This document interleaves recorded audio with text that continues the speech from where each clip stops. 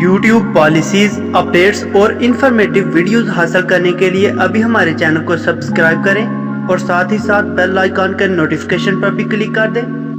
अस्सलामुअलैकुम dear students, most welcome at our channel today for your life. तो अगर आप हमारे चैनल पर न्यू विजिटर हैं तो प्लीज़ हमारे चैनल को सब्सक्राइब कर दें, और अगर आप हमारी ये वीडियो फेसबुक पेज पर देख रहे हैं तो हमारे पेज को फॉलो कर दें।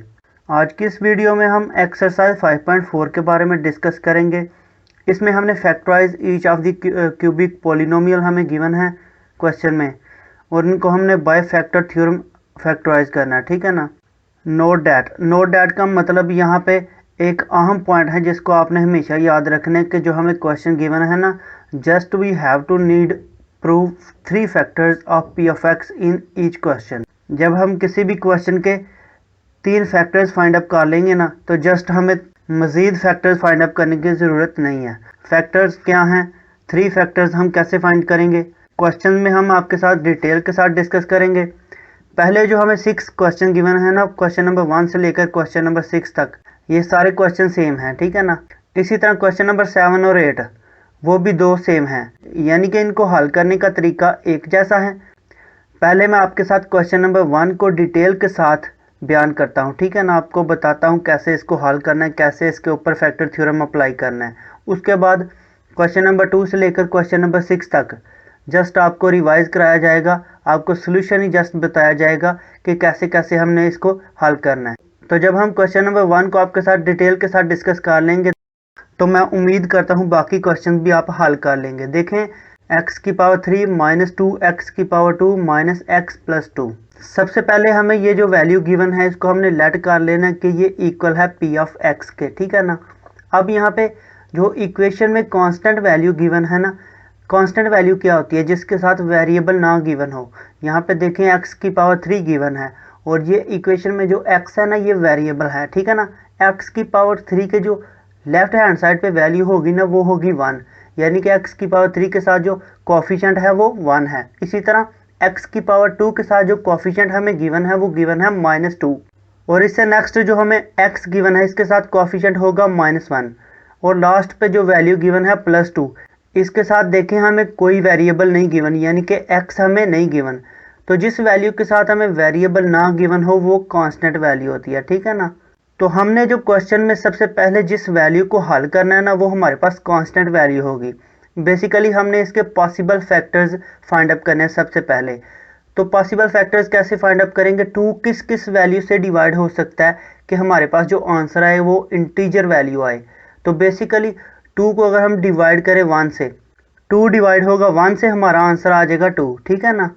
तो किस वैल्यू से 2 को डिवाइड किया, 1 से, तो 1 आ गई, इसके साथ प्लस माइनस लिख लेंगे, ठीक है ना। इसी तरह 2 को अगर हम दोबारा कौन सी वैल्यू से ये डिवाइड हो सकता है, यानी कि 1 के अलावा किस वैल्यू से ये डिवाइड हो सकता है, तो 2 इटसेल्फ 2 से डिवाइड हो सकता है, ठीक है ना। यानी कि 2 को 2 से डिवाइड करें आंसर 1 आ जाएगा, तो 1 आंसर इंटीजर आ गया। तो 2 को हमने अब किस वैल्यू से डिवाइड किया, 2 से, ठीक है ना। तो यहाँ पे 2 लिखेंगे, इसके साथ प्लस माइनस लिख लेंगे। सिंपल 2 दो वैल्यू से डिवाइड हो सकता है, 1 से और 2 से। यहाँ पे 1 लिखेंगे, 2 लिखेंगे और दोनों के साथ प्लस माइनस लिख लेंगे, ठीक है ना। उसके अलावा possible factors of leading coefficient 1। देखें यहाँ पे लीडिंग कोफिशिएंट, यानी कि लीडिंग कोफिशिएंट इस इक्वेशन में कौन सा होगा, सबसे पहले वाला।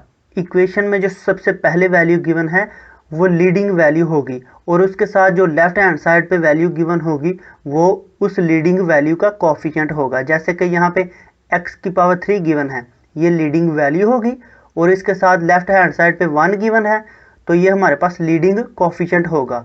तो लीडिंग जो कोफिशिएंट हमारे पास 1 होगा x की पावर 3 के साथ लेफ्ट हैंड साइड पे, ये किस किस वैल्यू से डिवाइड हो सकता है, तो सिंपल हमें पता है 1 सिर्फ एक ही वैल्यू से डिवाइड हो सकता है, इटसेल्फ, यानी कि 1 से।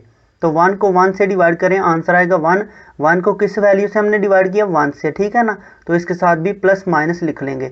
जो ऊपर हमने कांस्टेंट वैल्यूज की पॉसिबल डिवाइड वाली वैल्यूज फाइंड अप की थी ना, उनको हमने p का नेम देना है, और जो हमने लीडिंग कोफिशिएंट की वैल्यू फाइंड अप की है उनको हमने q का नेम देना है। अब जो हमने x की वैल्यू फाइंड अप करनी है, बेसिकली वो हमारे पास होती है p divide by q। p की 2 वैल्यूज थी, एक 1 और एक 2। पहले हम 1 को q की वैल्यू जो कि 1 है इससे डिवाइड करेंगे, तो 1 को 1 से डिवाइड करें आंसर क्या आएगा 1। इसके साथ प्लस माइनस आ जाएगा। उसके बाद हम p की दूसरी वैल्यू प्लस माइनस 2 को प्लस माइनस 1 से डिवाइड करते हैं तो हमारा आंसर क्या आ जाएगा प्लस माइनस 2, यानी कि 2 को 1 से डिवाइड करें 2 आ गया, साथ में प्लस माइनस लिख लेंगे। अब देखें यहाँ पे जो x की वैल्यूज आई हैं वो बेसिकली 4 वैल्यूज है, एक प्लस 1 है, एक माइनस 1, एक प्लस 2 है और एक माइनस 2। अब जो हमारे पास लेट किया था ना p ऑफ x, ये वाली इक्वेशन, यहाँ पे जहाँ जहाँ हमारे पास x है ना, सबसे पहले हम 1 की वैल्यू पुट कर लेते हैं, ठीक है ना। तो 1 की वैल्यू पुट करेंगे ना तो p ऑफ 1 यानी कि p ऑफ x था तो p ऑफ 1 आ जाएगा, इक्वल आ जाएगा x की पावर 3 था, यहाँ पे 1 की पावर 3 आ जाएगा। और इसी तरह माइनस 2 के साथ x की पावर 2 था, ये 1 की पावर 2 आ जाएगा। इससे नेक्स्ट माइनस x था तो ये हमारे पास आ जाएगा माइनस 1, और लास्ट पे प्लस 2 कांस्टेंट वैल्यू हमें गिवन थी वो एज इट आ जाएगी, उसमें कोई चेंजिंग नहीं आएगी। अब p ऑफ 1 को मजीद सिंप्लीफाई करते जाएंगे, जैसे कि 1 की पावर 3 लेंगे, उसके बाद 1 की पावर 2 लेंगे, उसको माइनस 2 से मल्टीप्लाई करेंगे। इसी तरह नेक्स्ट हमारे पास माइनस 1 प्लस 2 आएगा। तो इन सारी वैल्यूज को प्लस माइनस करने से हमारा आंसर आ जाता है 0, ठीक है ना। तो जब हमारे पास कोई वैल्यू पुट करने से, यानी कि p ऑफ x में हमने 1 पुट किया था, हमारा आंसर आ गया 0। तो कोई भी वैल्यू पुट करने से अगर आंसर 0 आ जाए ना, तो जिस वैल्यू को पुट किया था ना, यानी कि हमने पुट किया था कि x की जगह 1 पुट किया था, तो आंसर आ गया 0, यानी कि p ऑफ x 0 आ गया। तो हम कह सकते हैं कि x माइनस 1 इज इक्वल होगा 0 के। ये देखें यहाँ पे ऊपर x इज इक्वल 1 था ना, तो बेसिकली सिंपल जो हमारे पास यहाँ पे 1 है, इसके लेफ्ट हैंड साइड पे क्या गिवन है प्लस, ठीक है ना। तो अगर हम इसको इक्वल की लेफ्ट हैंड साइड पे शिफ्ट करें, यानी कि x के साथ लेकर जाएं, तो जब हम 1 को इक्वल की लेफ्ट हैंड साइड पे लेके जाएंगे तो x माइनस 1 आ जाएगा, और इक्वल की राइट हैंड साइड पे क्योंकि 1 दूसरी साइड पे चला गया तो यहाँ पे सिंपल 0 रह जाएगा, ठीक है ना।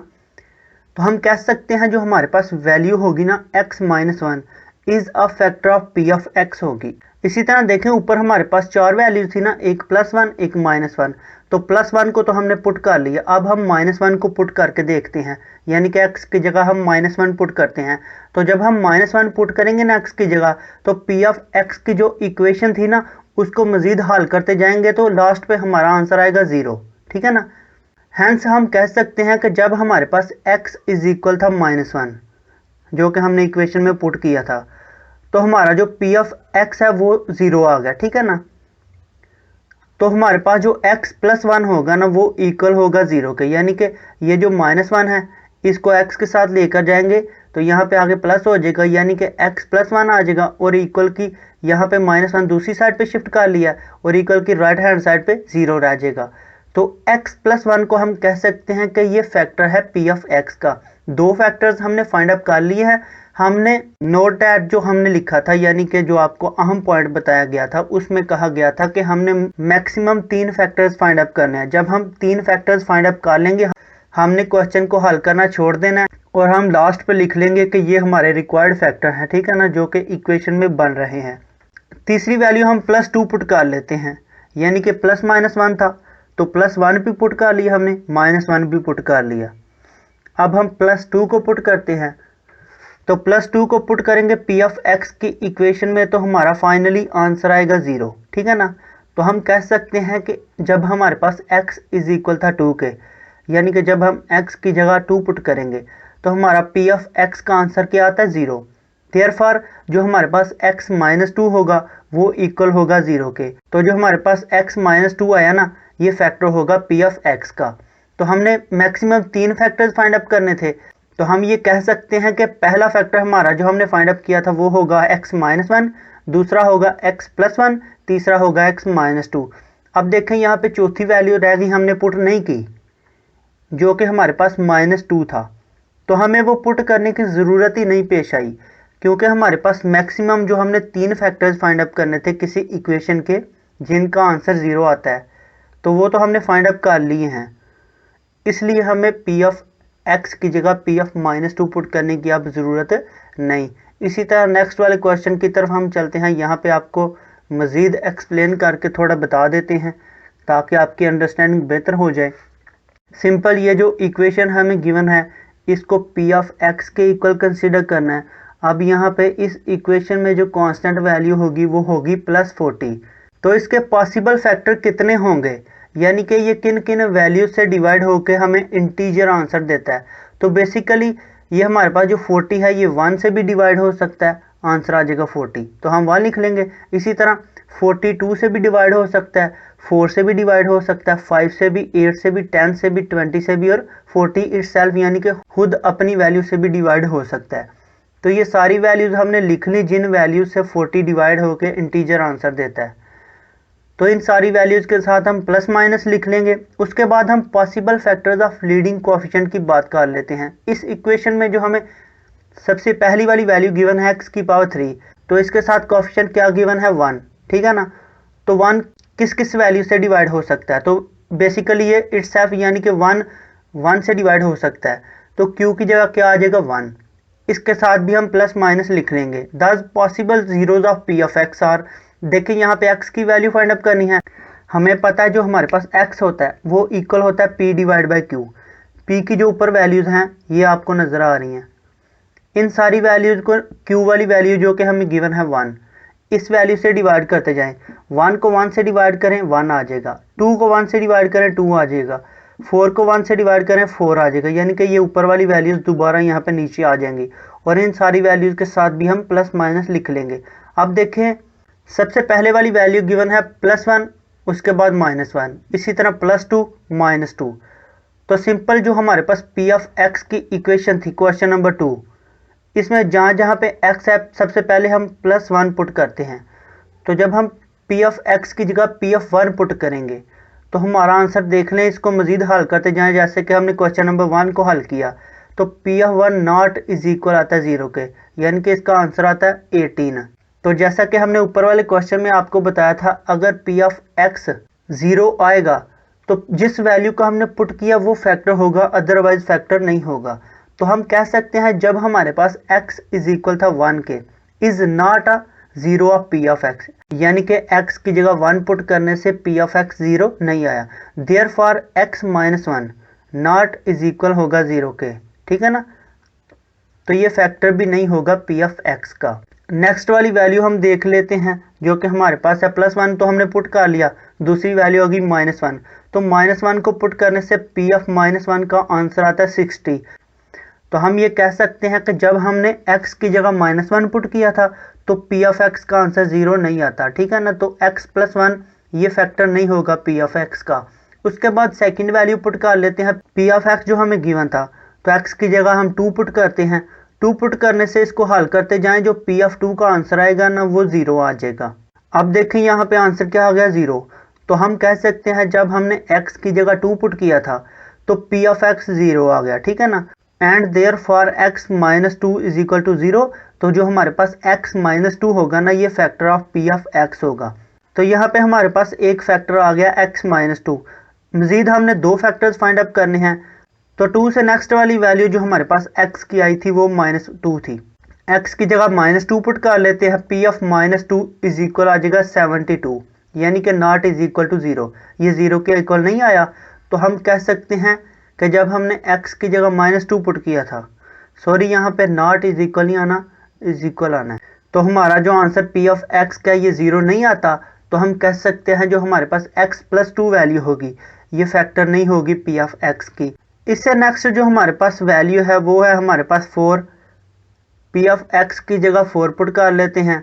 सिंपल जो p ऑफ x का आंसर आएगा वो हमारे पास इज इक्वल आ जाएगा 0 के, ठीक है ना।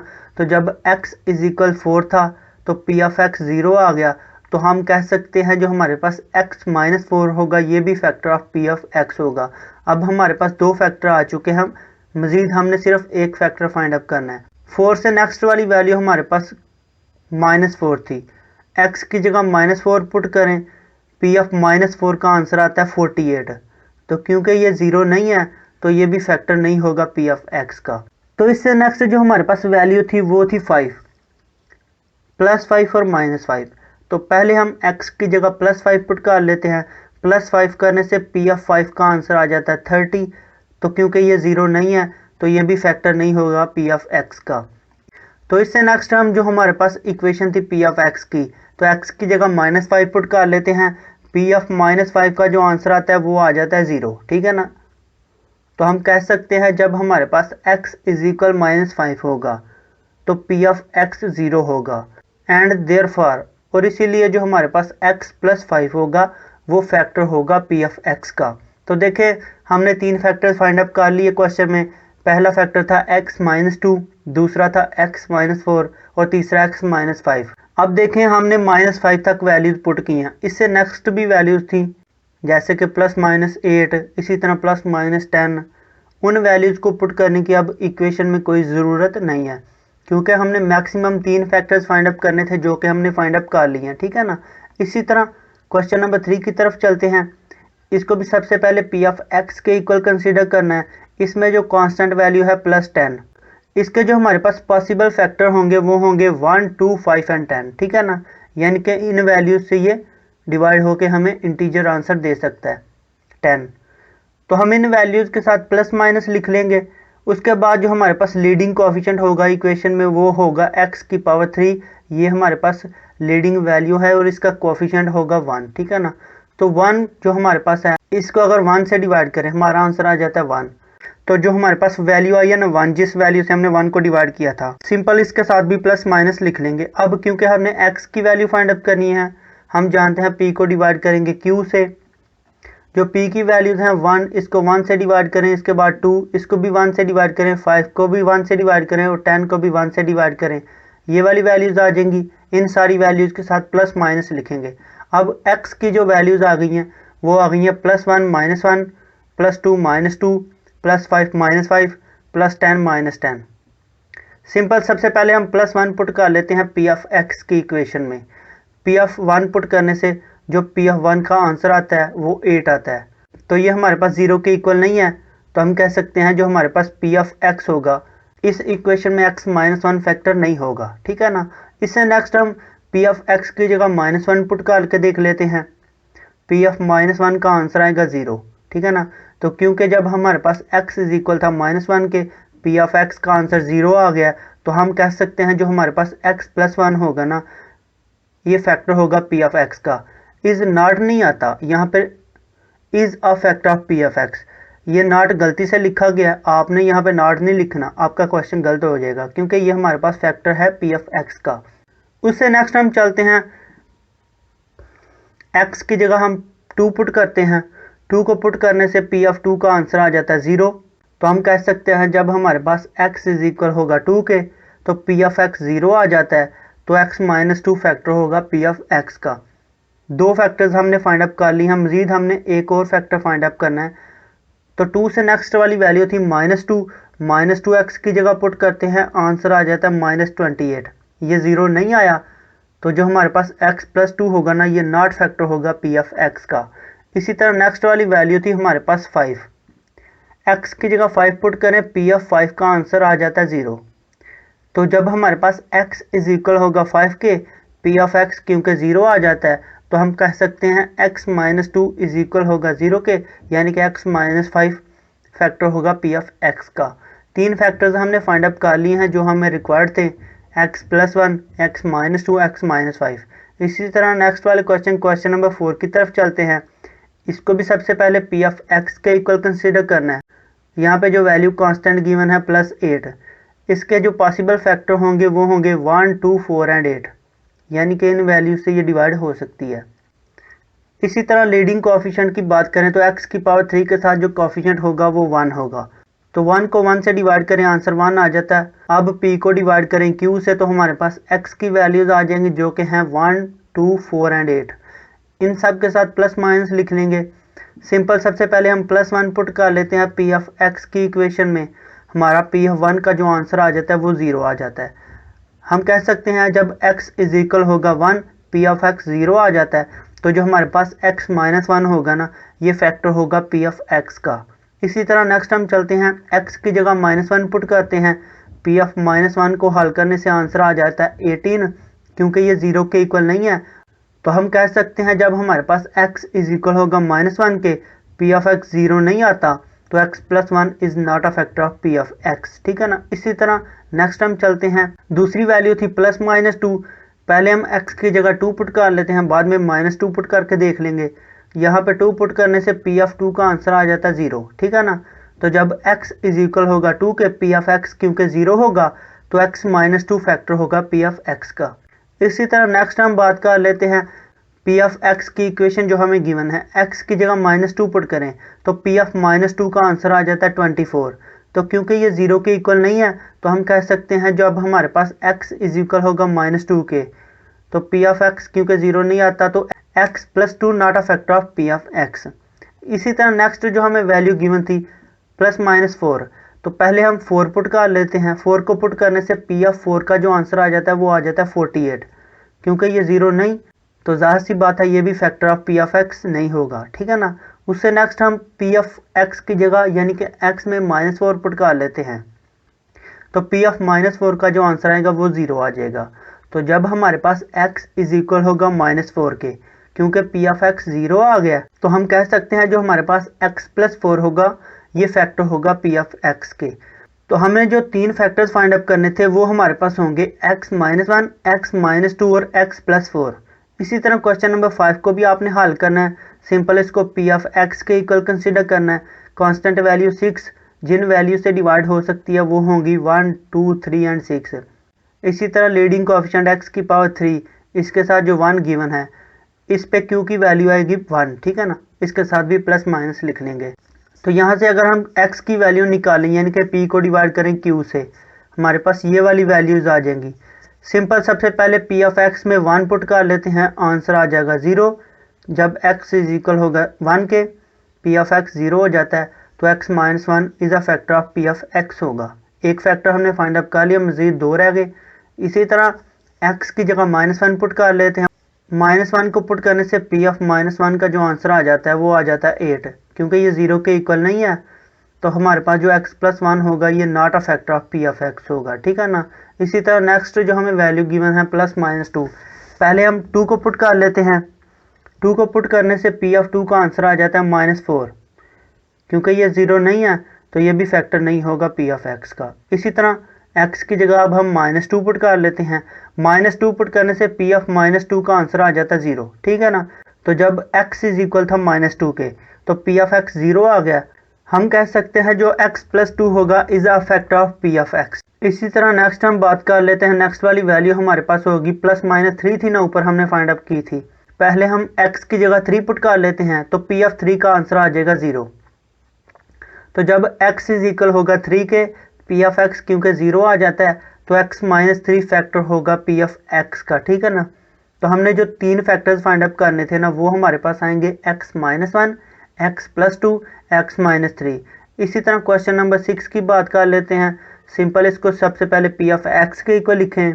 पॉसिबल फैक्टर्स ऑफ कांस्टेंट जो हमारे पास -24 है वो होंगे 1, 2, 3, 4, 6, 8, 12, 24। यानी कि जिन वैल्यूज से 24 डिवाइड हो सकता है वो ये वाली वैल्यूज होंगी।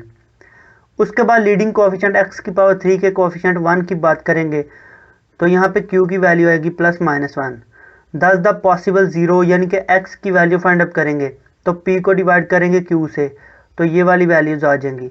सिंपल सबसे पहले हम इक्वेशन में यहाँ पे देखें +-1 है, 1 को पुट करते हैं यानी कि +1 को, हमारा आंसर आ जाता है -24। तो ये तो फैक्टर नहीं होगा पी ऑफ एक्स का। नेक्स्ट वाली की बात कर लेते हैं।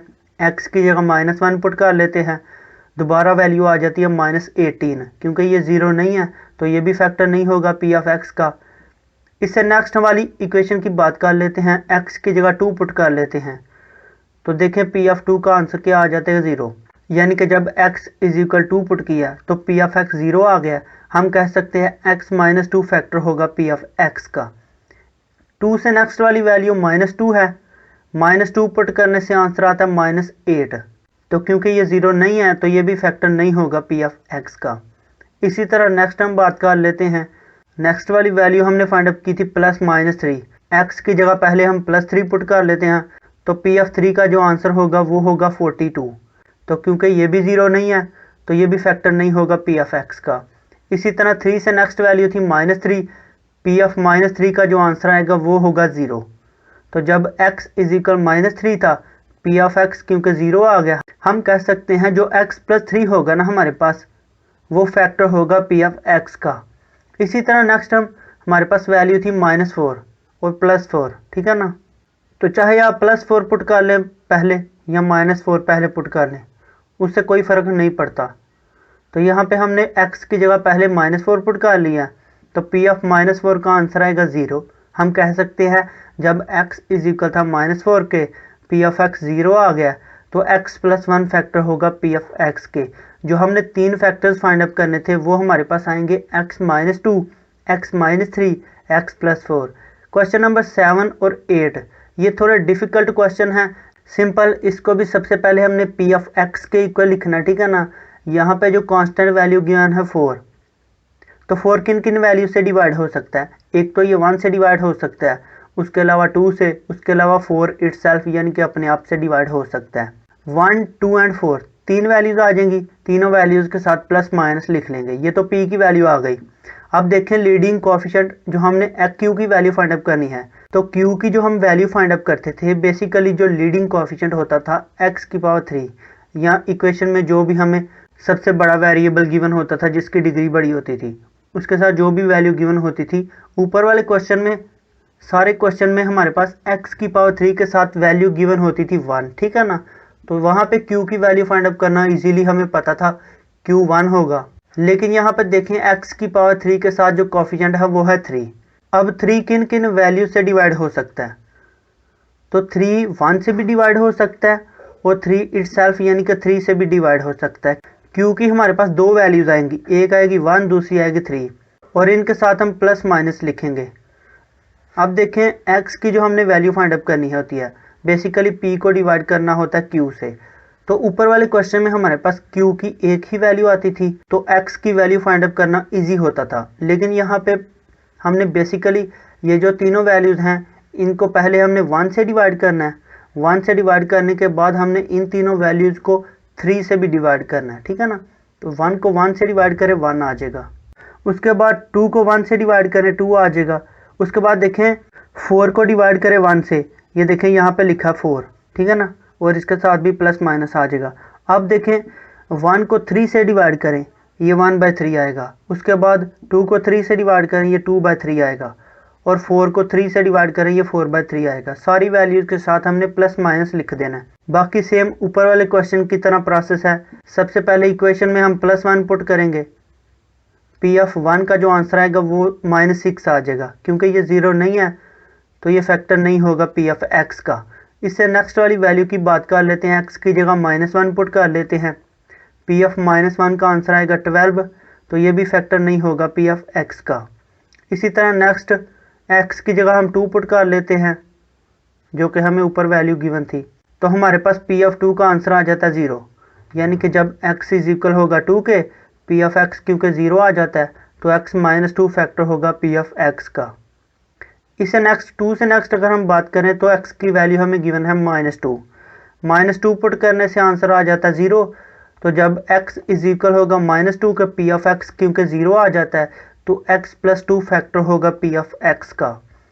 इसी तरह नेक्स्ट वाली वैल्यू हमारे पास गिवन है +1/3, यानी कि x की जगह 1/3 पुट कर लेते हैं। 1/3 पुट करने से p ऑफ 1/3 का जो आंसर आता है वो आता है 0।